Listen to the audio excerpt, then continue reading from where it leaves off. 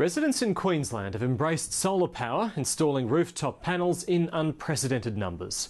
It's helped the state government to meet its solar energy target more than 3 years ahead of schedule. But solar still only accounts for 3.5% of Queensland's total energy generation. The industry says more incentives are needed to help businesses make the change. Emma Pollard reports. Queenslanders have long been sun worshippers. Its abundant rays help shape our way of life and act as a potent calling card. Walk into the sunshine. Bring it on. This love affair now extends to solar power. Across the southeast, glimmering rooftop panels dot the suburbs. About 1 in 20 homes have taken advantage of government subsidies and are harnessing the sun's rays. People want to do the right thing. But beyond the home, the question remains. Is solar power a viable energy source on a commercial and industrial scale? At the state's oldest university, the sandstone buildings sit alongside a futuristic skyline. UQ's St Lucia campus is home to Australia's largest rooftop solar panel system. This would probably be about 250 homes. It's driving research and advancing scientific knowledge. And so sitting in between the glass and that's a good example, look, is a layer of ethyl vinyl acetate. The solar array also provides up to 6% of the university's peak electricity demand, cutting carbon emissions and power bills. And we think this system will pay back within about 10 years. That's based upon a cost of roughly 4.8 million for the system, which is 1.2 megawatts. The system suits the university because production peaks during the day when demand is high. For midwinter, this is an extremely good day. The high cost of solar power has been its Achilles heel. But Professor Paul Meredith says the business case is becoming more attractive.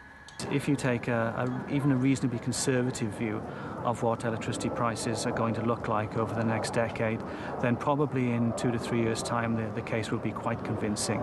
He wants electricity grid managers to get on board.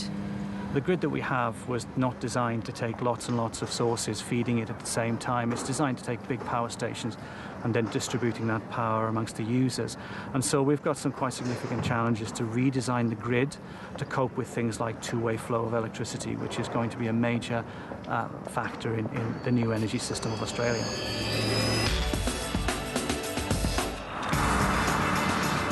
This shopping centre at Maruka on Brisbane's south side has embraced green power. A rooftop solar system 40 times the size of the average domestic setup powers the escalators, lights and security system. It's also good for marketing. Here's an opportunity where people do the shopping in a green environment and see some benefit. The owners would like to expand the project. As the cost of coal-fired power goes up and the cost of generating solar energy comes down, the crossover's got to be not far ahead of us. So these sort of things are going to become much more significant, and we saw an opportunity to do something that's innovative, and maybe we can use the skills employed here to install this in other centres throughout Australia. The solar industry says more businesses would follow suit if there was greater government support.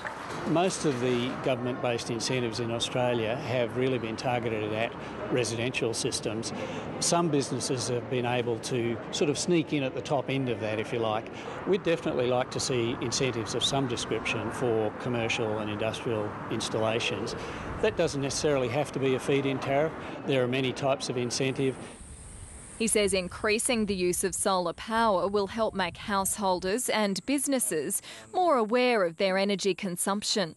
Once people have a solar system on their roof, they're much more inclined to pay attention to the power they're using and to be more energy efficient. I think that same concept needs to flow through to businesses as well. The state government says it is looking at ways to encourage more business investment in solar. We obviously review where we're at with various forms of assistance all of the time to make sure that we are hitting the mark in terms of the outcomes that we're seeking. And he says the federal government's carbon tax makes solar power more attractive. The economics of converting over to solar without a feed-in tariff, I think, is not too far away, and that, I think, represents real opportunities for the commercial and industrial sector.